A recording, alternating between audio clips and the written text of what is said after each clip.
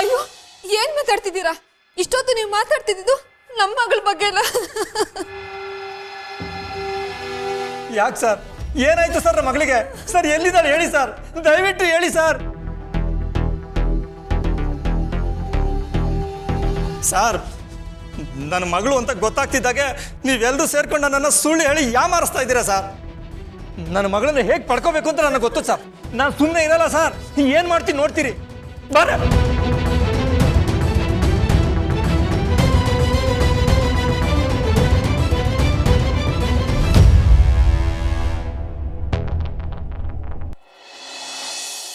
ಅಪ್ಪಣ್ಣವ್ರೆ, please ಸೆಕ್ಯೂರಿಟಿಗೆ ಹೇಳ್ಬಿಟ್ಟು premises ಅಲ್ಲಿ check ಮಾಡಕ್ಕೆ ಹೇಳಿ. ಅವಳೆಲ್ಲೂ ಹೋಗಿರಲ್ಲ, ಅವಳು ಅಲ್ಲೇ ಎಲ್ಲೋ ಇರ್ತಾಳೆ. Please sir. ಇವರೇ ಸರ್ ಗೌತಮ್ ದಿವಾನ್. ಸರ್ ನನ್ನ ಮಗಳು ಎಲ್ಲೋ ಕಳೆದೋಗಿದ್ದಾಳೆ ಅಂತ ಸುಳ್ಳು ಹೇಳ್ತಿದ್ದಾರೆ ಸರ್. ನನ್ನ ಮಗಳಿಗೆ ಏನಾದರೂ ಆದರೆ ಇವರೇ ಸರ್ ಅದಕ್ಕೆ ಕಾರಣ. ದಯವಿಟ್ಟು ಸರ್, ನನ್ನ ಮಗಳನ್ನ ಇವರೇ ಇಟ್ಕೊಂಡು ನನ್ನ ಹತ್ರ ಸುಳ್ಳು ಹೇಳ್ತಿದ್ದಾರೆ. ನೀವೇ ಬಾಯ್ ಬಿಡಿಸಿ ಸರ್.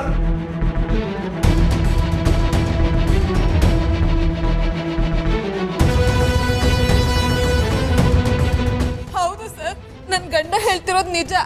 ನಾವು ಅವ್ರ ಮಗುನ್ ಕೇಳ್ಕೊಂಡು ಬರ್ತೀವಿ ಅಂತ ಅವ್ರಿಗೆ ಗೊತ್ತಾಗಿರ್ಬೇಕು. ಅದಕ್ಕೆ ಈಗ ಕಾಣೆ ಆಗಿದ್ದಾಳೆ ಅಂತ ಕತೆ ಕಟ್ತಿದ್ದಾರೆ ಸರ್ ಅವರು.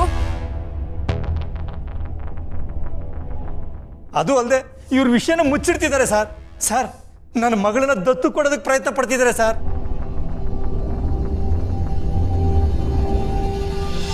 ಅಲ್ಲ ಸರ್, ನಾವು ಆ ಮಗುಗೆ ವಾರಸ್ದಾರರು. ಇವ್ರು ಹೆಂಗ್ ಸರ್ ಕೊಡ್ತಾರೆ ಸರ್? ಇದನ್ನೆಲ್ಲ ನೋಡ್ತಾ ಇದ್ರೆ ಇವರು ಮೊದಲೇ ಪ್ಲಾನ್ ಮಾಡ್ಕೊಂಡು ಇದನ್ನೆಲ್ಲ ಮಾಡ್ತಿದ್ದಾರೆ ಸರ್. ವಿಚಾರಿಸಿ ಸರ್. ಸರ್ ಏನು ಹೇಳ್ತಾ ಇದ್ದಾರೆ? ಇವ್ರು ಹೇಳ್ತಿರೋ ಮಗು ನಿಮ್ಮ ಹತ್ರ ಇದೆಯಾ? ಹೌದು ಸರ್,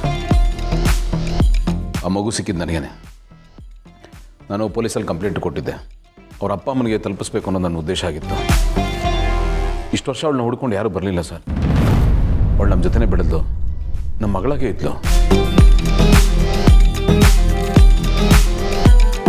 ಸರ್ ನೀವು ಹೇಳ್ತಿರೋದು ನನಗೆ ಅರ್ಥ ಆಗ್ತಾ ಇದೆ. ಮಗು ಬಗ್ಗೆ ನಿಮಗಿರೋ ಪ್ರೀತಿ ಕಾಣ್ತಾ ಇದೆ ಸರ್.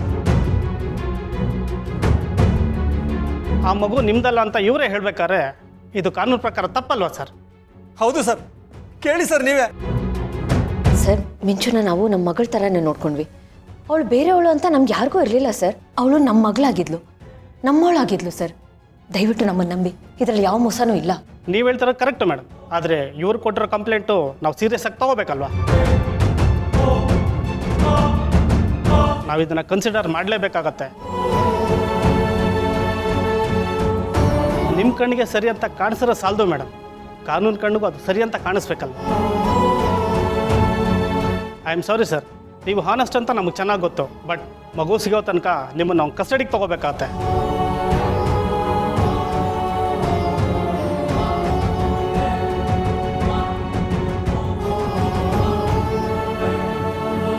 ಸರ್ ಪ್ಲೀಸ್ ಮೇಡಮ್, ನಮ್ಮ ಕೆಲಸ ನಾವು ಮಾಡೋದಕ್ಕೆ ಬಿಡಿ. ಏನು ಶಾಸ್ತ್ರಿಗಳೇ? ರಾಯ್ರೆ, ನಿಮಗೆ ಜನಿಸಿದ ಹೆಣ್ಣು ಮಗುವಿನಿಂದ ನಿಮಗೆ ಕಂಟಕ ಅಂತ ಜಾತಕ ಹೇಳ್ತಾ ಇದೆ. ಸರಿ ಸರ್, ಮಗು ಸಿಗೋ ತನಕ ನಾನು ಕಸ್ಟಡಿಯಲ್ಲಿರ್ತೀನಿ.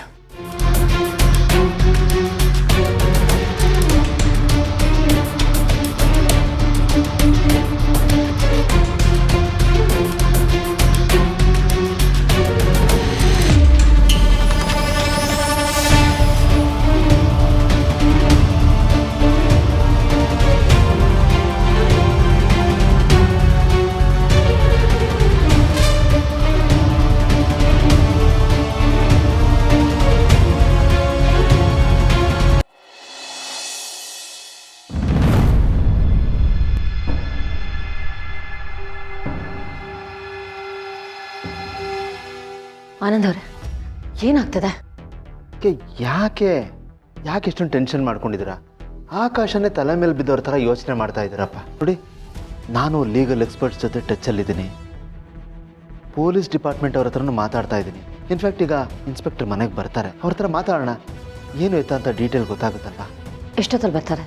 ಅದಕ್ಕೆ ಡೌಟ್ ಇಟ್ಕೋಬೇಡಿ, ಗೆಳೆಯ ಬಂದೇ ಬರ್ತಾನೆ. ಆ ದೇವರಿದ್ದಾರೆ, ಖಂಡಿತ ಒಳ್ಳೇದಾಗೇ ಆಗುತ್ತೆ. ಮೇಡಮ್ ನಮಸ್ತೆ. ಮೇಡಮ್ ನಮಸ್ತೆ ಸರ್. ಗೌತಮ್ ಅವ್ರಿಗೆ ಬೇಲ್ ಕೊಡ್ಸೋಕೆ ಏನು ಮಾಡಬೇಕು? ನೋಡಿ ಮೇಡಮ್, ಮಗು ಮೈನರ್ ಆಗಿರೋದ್ರಿಂದ ಕಾನೂನು ಪ್ರಕಾರ ಸದ್ಯಕ್ಕೆ ಬೇಲ್ ಸಿಗೋದು ತುಂಬ ಕಷ್ಟ. ಮಗು ಸಿಗದೇ ಇದ್ರೆ ಗೌತಮ್ ಸರ್ನ ರಿಲೀಸ್ ಮಾಡೋದು ತುಂಬ ಕಷ್ಟ. ಸರ್ ಹೀಗಂದ್ರೆ ಹೇಗೆ? ಅಲ್ಲ, ನನಗೊಂದು ವಿಷಯ ಅರ್ಥ ಆಗ್ತಾ ಇಲ್ಲ ಸರ್. ಮಗು ಸ್ಕೂಲಿಂದ ಹೊರಗಡೆ ಬರೋ CCTV ಫುಟೇಜ್ ಸಿಕ್ಕಿದೆ, ಆಮೇಲೆ ಕಾಣೆಯಾಗಿದೆ ಅಂದರೆ ಕಣ್ಣೆದುರಿಗೆ ಕಳೆದೋಗಿದೆ ಸರ್. ನನಗೆ ಅರ್ಥ ಆಗ್ತಾ ಇಲ್ಲ, ಪ್ಲೀಸ್. ಸ್ಕೂಲ್ ಸುತ್ತಮುತ್ತ ಇರೋ CCTV ಫುಟೇಜ್ ಎಲ್ಲ ಚೆಕ್ ಮಾಡಿದ್ದೀವಿ. ಮಗು ಗೇಟ್ ಹತ್ರ ಬಂದಿರೋದು ಇವೆಲ್ಲ ಫುಟೇಜ್ ಇದೆ. ಆದರೆ ಮಗು ಅಲ್ಲಿಂದ ಮತ್ತೆ ಎಲ್ಲಿ ಹೋದ್ಲು ಅಂತ ಫುಟೇಜ್ ಇಲ್ಲ. ಅಂದರೆ ಸ್ಕೂಲ್ ಸುತ್ತಮುತ್ತ ಏನೋ ಆಗಿದೆ, ವ್ಯಾನಲ್ಲೋ ಅಥವಾ ಕಾರಲ್ಲೋ ಯಾರೋ ಕರ್ಕೊಂಡು ಹೋಗಿದ್ದಾರೆ ಅಂತ ಮೇಲ್ನೋಟಕ್ಕೆ ಕಾಣಿಸುತ್ತೆ.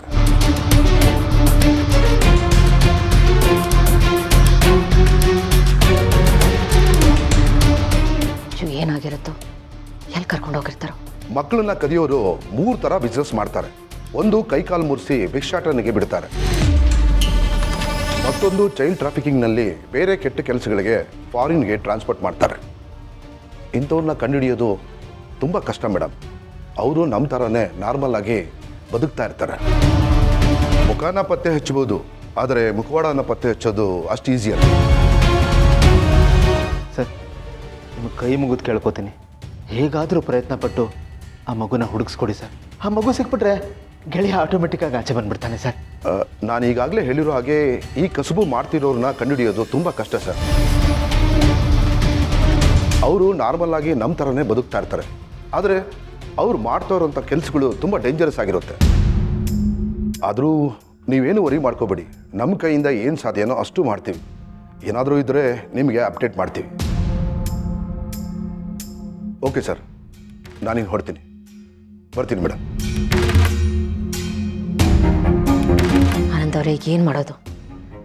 ಮಿಂಚುನ ಎಲ್ಲಿ ಅಂತ ಹುಡ್ಕೋದು, ಇವ್ರನ್ನ ಹೇಗೆ ಆಚೆ ಕರ್ಕೊಂಡ್ಬರೋದು?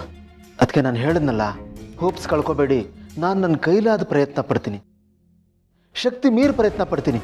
ಒಟ್ಟು ಗೆಳೆಯನ ಹೊರಗಡೆ ಕರ್ಕೊಂಬರೋ ಜವಾಬ್ದಾರಿ ನಂದು. ಗೆಳೆಯನೂ ಸಿಗ್ತಾನೆ, ಆ ಮಗುನೂ ಸಿಗುತ್ತೆ. ಆ ಜಯದೇವೇನಾದರೂ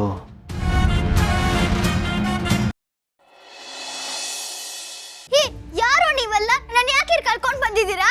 ಏಯ್, ಜಾಸ್ತಿ ಮಾತಾಡಿದ್ರೆ ಒಡೆದು ಸಾಯಿಸ್ಬಿಡ್ತೀನಿ. ಏಯ್ ಬಸ್, ಇವಾಗ ಮಕ್ಕಳು 6 ಜನ ಆಗಿದ್ದಾರೆ. ಕೆಂಚ ಒಬ್ಬರನ್ನ ಕರ್ಕೊ ಬರ್ತಾನೆ. ಟೋಟಲ್ 7 ಜನ ಆಗ್ತಾರೆ. ಎಲ್ಲರನ್ನ ಮೂಟೆ ತುಂಬಿ ಗಾಡೀಲಿ ಹಾಕ್ರೋ, ಶಿಪ್ಪಲ್ಲಿ ಹಾಕಿದ್ರೆ ಅವ್ರು ನೋಡ್ಕೋತಾರೆ.